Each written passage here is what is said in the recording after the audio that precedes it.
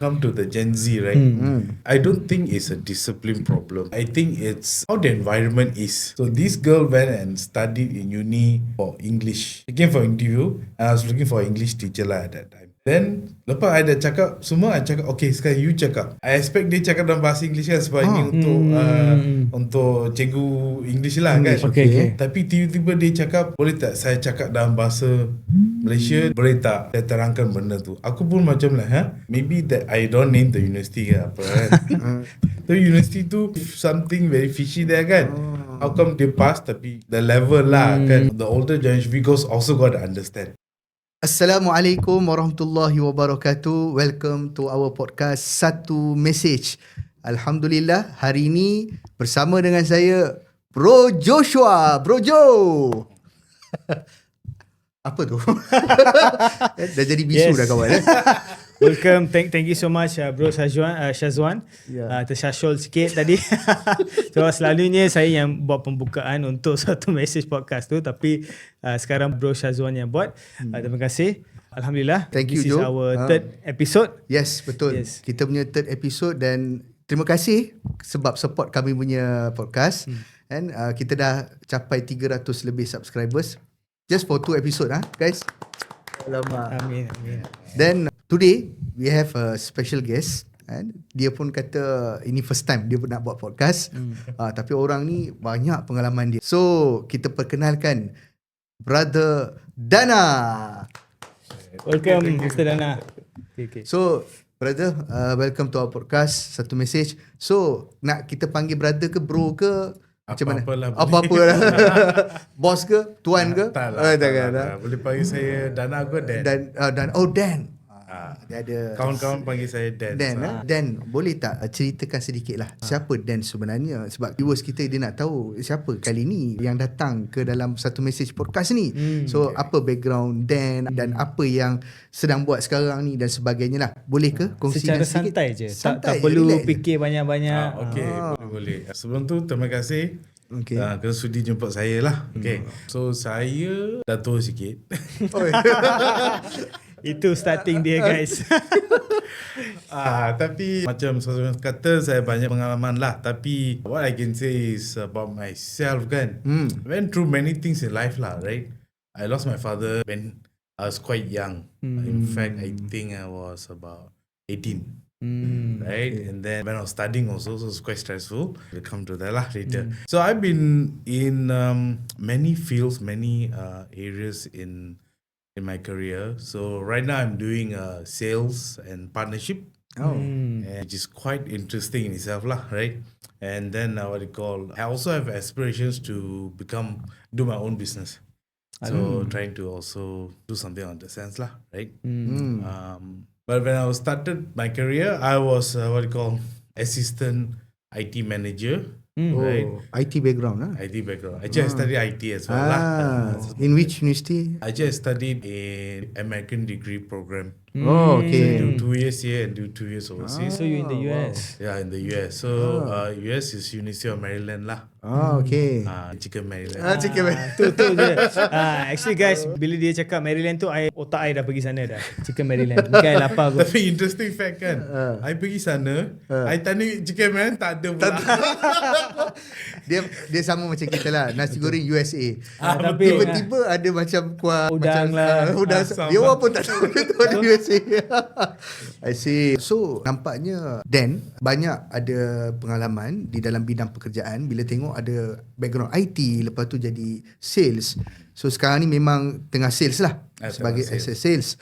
So boleh ke kongsikan sebab ada satu perkara yang menarik tadi, yang mana bila sebut tentang sales dan memang minat perkara tu yang jadi sales ni. So sekarang ni bila kata sales tu, dia lebih ke arah yang sales yang macam mana tu? Buat sales yang macam mana? Banyak produk ke banyak? Sebab sales ni dia ada banyak kategori kan. Yes. Contohnya macam buat produk, software, hardware, ataupun servis. Alright, so buat masa sekarang saya dalam sales boleh katakan produk dengan servis. So kita Product company yang saya kerja, dia buat kita buat macam payment gateway. Oh, okay. Payment gateway dan payment terminal. Dan bermacam-macam lagi lah.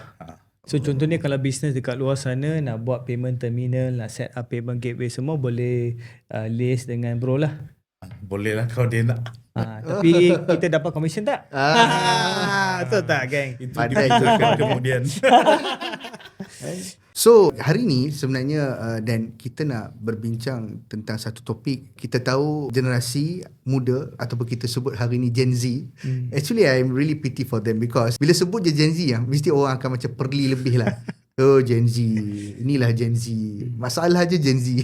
Macam dia tak ada benda yang bagus lah sangat kan. Mesti ada benda yang macam negatif sajalah. Cumanya topik hari ni kita nak bincang adalah sebab perkara ni memang berlaku sekarang ni, dan statistik pun sangat tinggi, yang mana kita melihat Gen Z ni dikatakan sebagai kurang berdisiplin.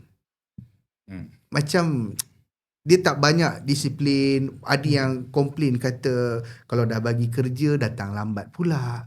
Lepas tu minta cuti banyak pula.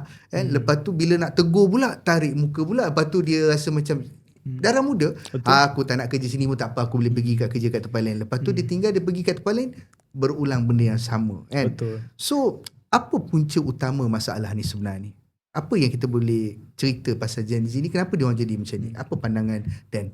Okay, so my take on this kan, actually I don't think it's a discipline problem. Right? I think is actually banyak perkara lah kan. You cannot nak narrow satu benda kata disiplin ke apa kan. But I think it's how the environment is. Because I don't know about you guys, but when I was growing up, everything not handed to us also. Life was not easy. You know, like even, especially when you're learning, learning is a big part of our life. So, the thing is, when we were studying, we no computer, no internet. Betul. Or at least later it came in our life kan. So like, you know, when teacher asks, go get something, go do something. Sorry Dan, you are Gen Y or Gen X or what? We have to know that. Kena clarify. Kena So, clarify. Tapi dia ada bagi clue tadi. Handphone semua tak ada lah tentu. Ya betul. I remember masa handphone datang like, wow, this is so cool kan. Delayed university lah. University So you already boleh Rafido lah tangkap apa-apa. kan. Ciri-ciri tu. Banyak-banyak. No, so I think masa tu kalau kita nak find definasi ke or anything, kita kena either dictionary ke atau pergi library encyclopedia ke, kita kena research. Memang even at young age kita kena research. Lot of struggles. A lot of struggle, right? So we go find, we do things, right? So I think then moving forward, come to the Gen Z, right? Dia tak macam tu, dia lain. For them it's like, click Google, apa, datang, come answer and they find. Macam ChatGPT lah. The next challenge ChatGPT lah, right? And it's different, right? So for Google, you research, you get a lot of answers also. So sometimes the Gen Z actually they don't know, right? And I think also there's a lot of distraction also, not like us, right? For us also, actually if you think about it, why we always on, you're talking about time kan? Why we always on time? Jo? Why always on time? Aku tanya you.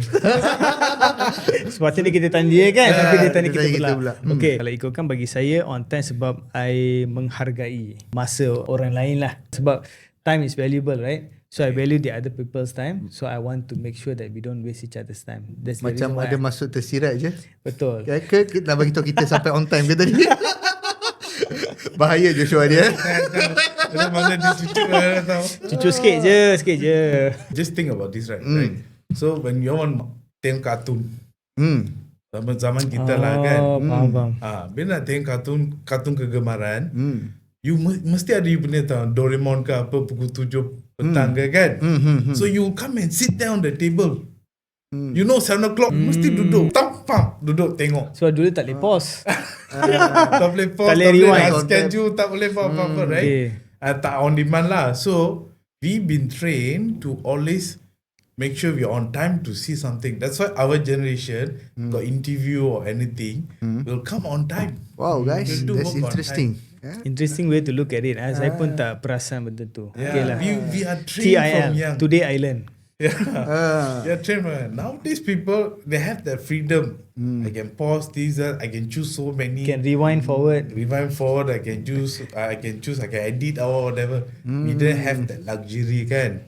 So I think this is what Gen Z is facing, and of course, to think practically, the people hiring them are, I mean, much older than me. So much older, you don't understand that these people have this kind of way of thinking and mindset. And I think it's a disjoint lah, right? I mean, coming late, yes, it's bad, but it's not end of the world lah, right?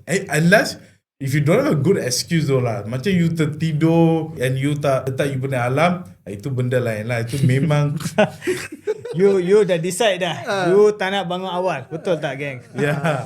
So itu salah lah. Tapi kalau you like 5 minutes late or jam or the Grab, it things out of your control. So I think there's also a disjoint there also lah. So bro, then just nak tanya. So basically what you're trying to say is they are not lazy, tetapi dorang punya environment begitu.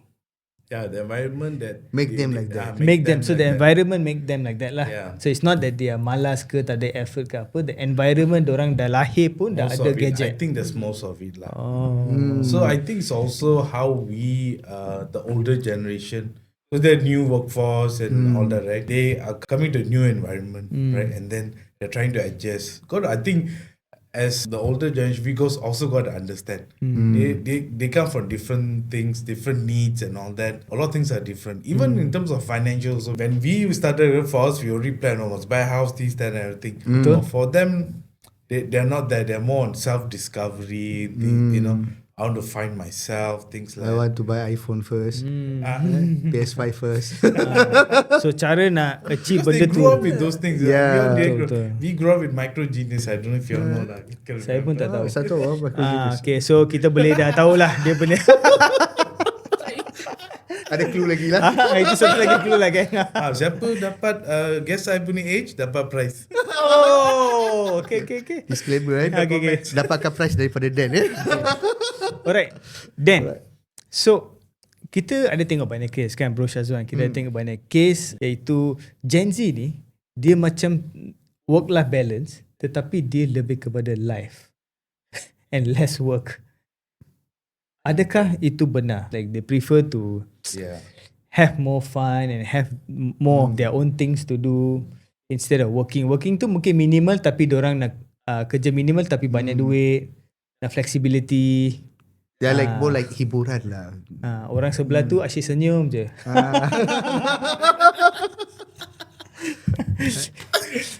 So I think this one is because most of them, they have a lot of distraction. I don't think the Gen Z, the younger generation they don't want to do work. I think in fact, most of them take a lot of pride in doing their work.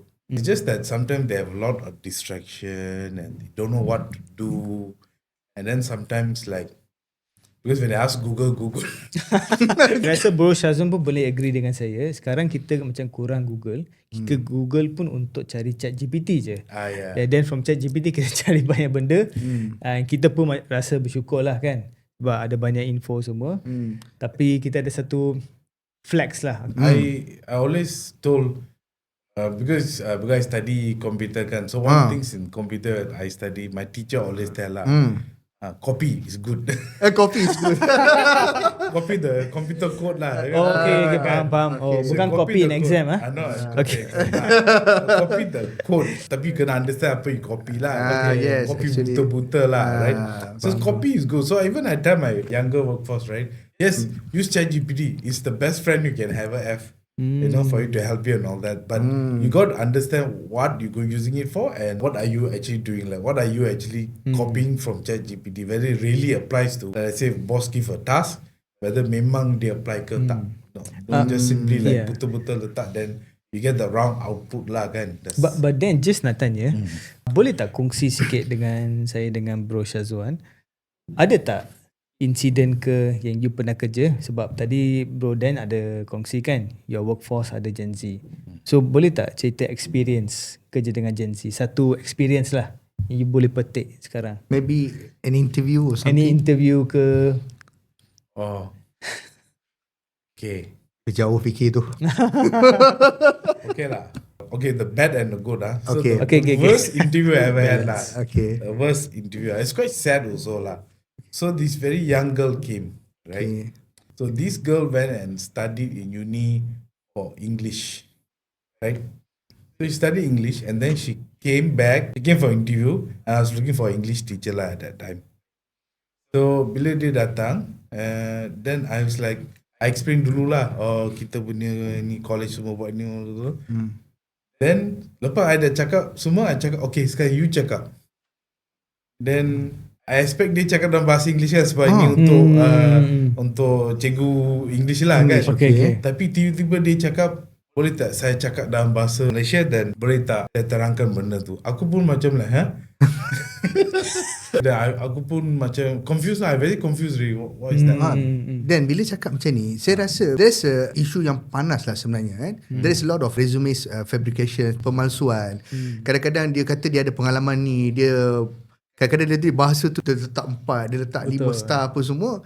Then suddenly bila kita tengok as a majikan kan, kita tengok bagus ni kita boleh tanya. Sekali bila Masa buat interview tengok-tengok dia tak boleh cakap. Adakah ini punca dia?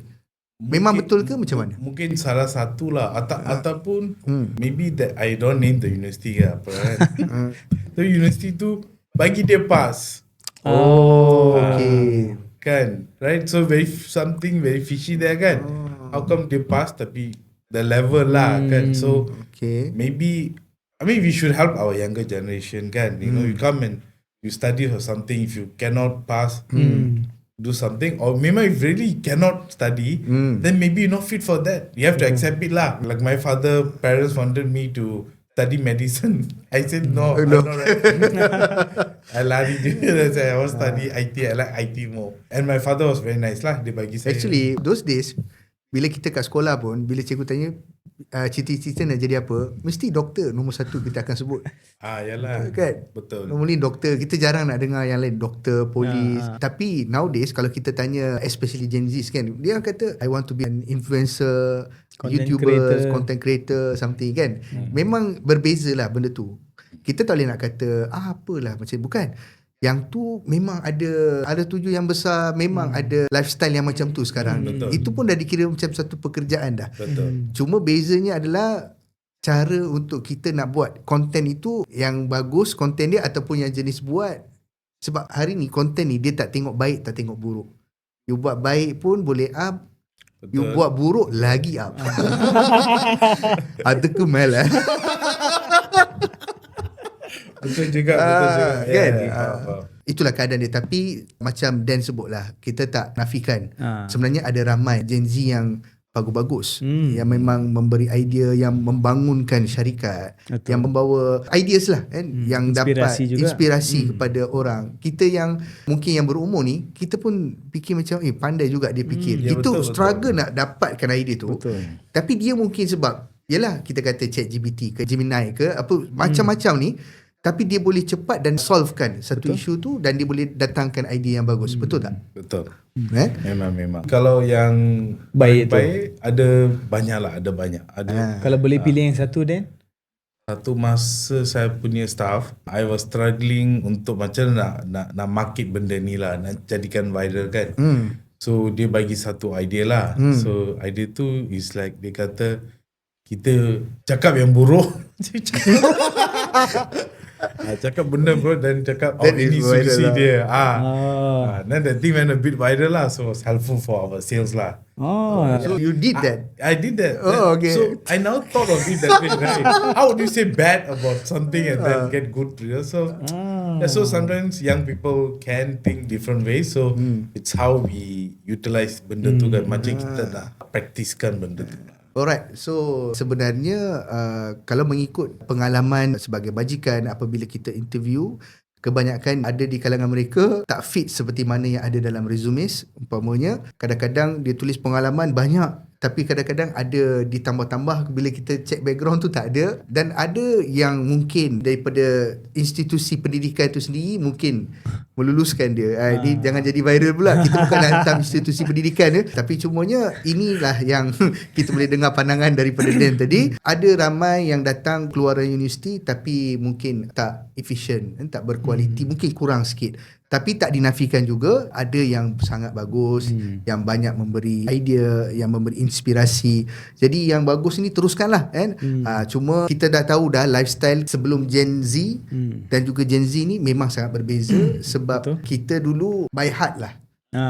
Kita kena banyak benda by heart. Betul tak Jo? Betul. Kalau yang generasi sekarang ini dia macam dia dah ada dah. Cuma dia dah ambil je. Kat mana dia nak ambil, lepas tu dia boleh guna saja. Kita pula kena cari, kena create dulu baru ambil benda tu. Banyak tu. Banyak kan. So itulah yang kita dapat faham dan apa yang kita bincangkan pada hari ini tentang Gen Z bersama dengan Dan. So kita pergi kepada yang segmen yang sebelum segmen tu, tadi sebelum kita start podcast ni, Bro Dan ada cerita dengan kita yang dia pernah interview 300, lebih kurang 300 Dan. Lebih kurang 300. 300 Tapi untuk one shot. podcast ni kita cakap 300 lebih lah. Dalam jangka masa 3 bulan lah. 3 bulan. 3 bulan 300. Boleh tak kongsikan sikit dengan kita apa salah satu ciri-ciri yang sama mengikutkan Gen Z tu? Yang boleh tak, benda ni memang ada kepada semua Gen Z ni. Okay. So I think satu benda yang I belajar lah kan, I learn kan, is mereka tak suka datang interview ke office. First interview. Tak suka lah. Online. Dia nak online juga. So dalam 300 ni banyak yang tak datang. So kita pun tukar strategi lah kan. We need people, right? So we change the strategy, and so we say okay, now no more like the first 100 kita buat mistake tu kan. The next 100 kita okay, we don't call the people straight away come to office, we just do online first. Then a bit better. So we be better. Banyak orang pun datang interview and all that lah. Then the other thing I also notice, when a lot of people, they tend to forget. The youngsters, they tend to forget, or when they forget, okay, this is the thing, I think it's the advice that I want to give lah. When you forget the interview, it is fine to forget. You might have a lot of things to forget. Fine. It is fine. It is totally fine. Tapi janganlah tak call, tak minta maaf, tak maklum, tak minta maaf. Just buat.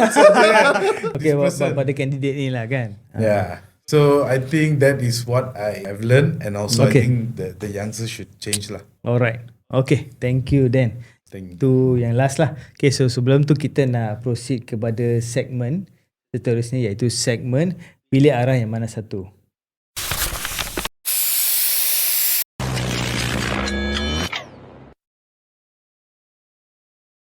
Okay guys, welcome back to the Satu Mesej podcast. Alright, thank you so much dengan saya Bro Syazwan dan juga Bro Dan. Okay. So tadi kita singgung banyak pasal Gen Z. So sekarang kita ke segmen seterusnya lah, iaitu pilih arah yang mana satu. So basically Dan, dia macam ni. Kita akan bagi you 3 soalan.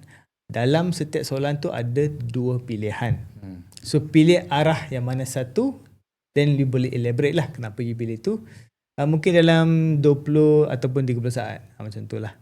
Santai-santai je. Tak perlu fikir banyak-banyak. Short brief lah. Just a very brief one. Okay? Question. Okay. Chat GPT. Jadi tak boleh guna chat GPT. Ini tak boleh guna chat GPT. Okay. Alright. Okay. Yang pertama, 10,000 ringgit cash or 10,000 ringgit kredit? Kredit lah. Kredit. Kredit Kenapa? Jarang nak jawab. Jarang lah. I thought you were saying cash. Selalunya kalau I nak ambil kredit card, parents I akan marah I. Sama juga lah kan. Kalau ada kredit card lah. Tapi dengan satu cara lah, right? You get 10,000 credit, but you also know you ada income to cover. Let's say credit tu ada Limit. No, the credit it's 10,000. Tapi Okay. credit tu you kena bayar bila. Okay. By when or then after dia ada cara kalau tak bayar you kena kan credit card lah. So but if you know how to calculate your income coming in person, definitely I take credit because it's extra money on credit, right? So if I know when my income coming, then I'll go for credit. It's when I think when people don't know, kalau dia tak tahu apa income when is going to come, how much going to come, then take the cash lah, definitely. So senang cerita Dan nak cakap kredit ni ada kebaikan dia lah, tapi cara kegunaan dia berbeza. Dan kita kena was-was lah bila kita guna tu kan. Alright. Berhati-hati. Berhati-hati, bukan was-was Kalau was-was tak guna. Macam was-was tak jadi lah. Okay. Okay, next question. You rather save 10 ringgit per day or 100 ringgit every month? Ini aku best tak bagus. Semua nombor pula 10, 100. 100 ringgit a day or? No, 10 ringgit a day 10 ringgit a day. and 100 a month on a monthly. So you save 100 a month or you prefer to save 10 ringgit per day? 10 ringgit per day lah. Oh, why Because it's Get more. more lah. Again more lah. Get 300 lah. 300 Tapi kadang-kadang kita susah juga. Bagus lah. Nak save RM10 tu pun susah juga. Kadang-kadang kita tak fikir pun kan, RM10 ni kita guna mungkin untuk beli Lakin coffee ke ataupun Zeus coffee kan. Tapi sebenarnya kaedah tu bagus.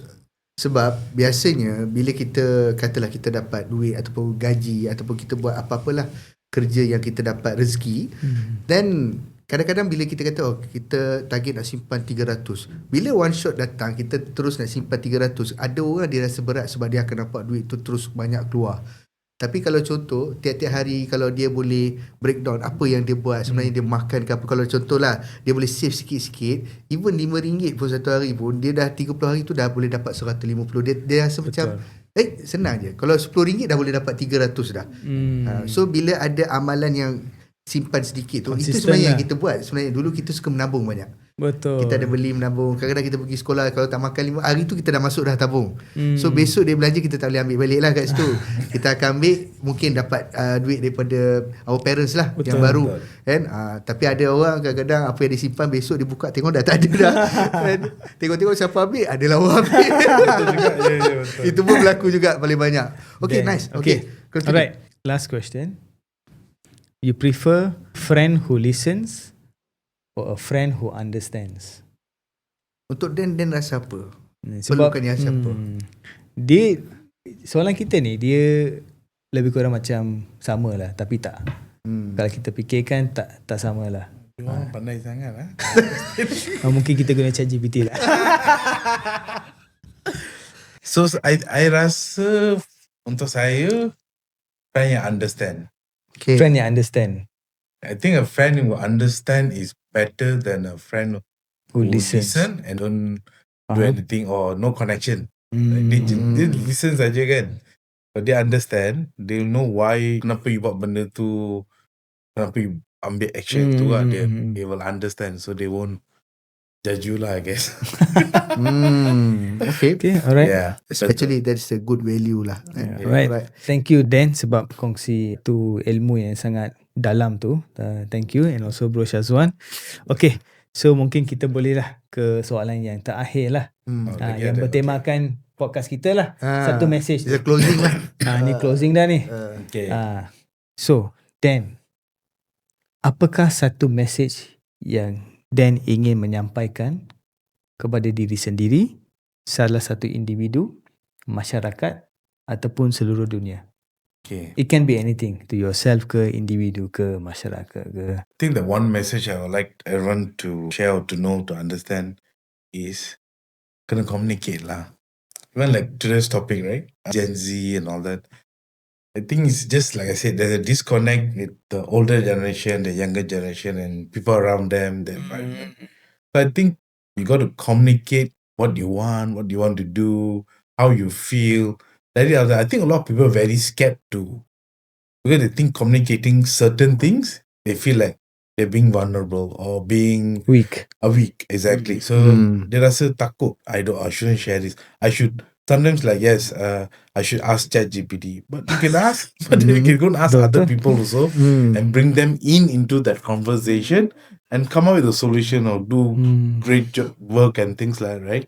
So no need to feel shy or scared. I think fear is also another thing. You don't have fear. Go out, ask people. The worst that could happen is actually basically people, what you call, people say bad things, but then you just move on and go on lah. That's I think one message that I think everyone should take into heart lah. Alright, so itulah dia satu mesej yang padat, simple saja. Berkomunikasi, communicate. Banyak berhubung. Jangan kita buat macam kita tahu, tapi sebenarnya kita tak tahu banyak perkara. Kita kena tanya orang yang berpengalaman. Jangan kita rugikan peluang tu. Kadang-kadang kita rasa tak apa, aku tak tanya dia pun, aku tanya, aku boleh cari dah sendiri, aku boleh dapat jawapan. Dia tak sama. Sebab yang kita jumpa dengan kadang-kadang yang kita cari macam tu, dengan kita berada dengan orang yang pengalaman ini, kita kata dia macam ada satu blessing tau sebenarnya. So bila kita dengar daripada dia tu, dia punya impak dia akan lebih dalam sebenarnya. Dan sebab tu manusia ni dia perlu ada komunikasi, dia perlu ada interaction lah. Dia tak boleh dia nak duduk seorang-seorang. Nanti mulalah banyak-banyak penyakit, depression, anxiety dan sebagainya. Betul kan? So guys, nampaknya inilah dia kesimpulan kepada podcast kita. So Gen Z, kita percaya sebenarnya ada banyak kebolehan anda semua. Podcast ini bukanlah nak kata mengaibkan ataupun keluarkan perkara yang buruk saja. Tak. Ini satu perbincangan, kita nak cerita perkara ni berlaku. So yang baik reality, itu this is the reality. So kita ambil peluang untuk kita, ramai interview tak pergi Kalau tak nak pergi pula bersemuka, dia nak online. Mungkinlah kalau dia buat online, kan viral video dia buat online, dia boleh cari kat sebelah tu apa dia nak jawab dan sebagainya, ada teks dan sebagainya kan. Itu pun ada juga kan. Mungkin dia nak macam tu ke apa kan. So itulah, kita ubah mana yang patut kita ubah, dan kita kena upgrade, dan kita kena buat perkara yang betul lah. Itulah message yang kita nak sampaikan pada hari ini. Okay. So guys, macam biasa, teruskan like podcast ini, share video-video kami ini, subscribe lah, kongsikan kepada rakan-rakan, ajak mereka ni untuk dengar. Kalau ada Gen Z di rumah, suruh dia dengar. Betul. Alright. Terutamanya Gen Z.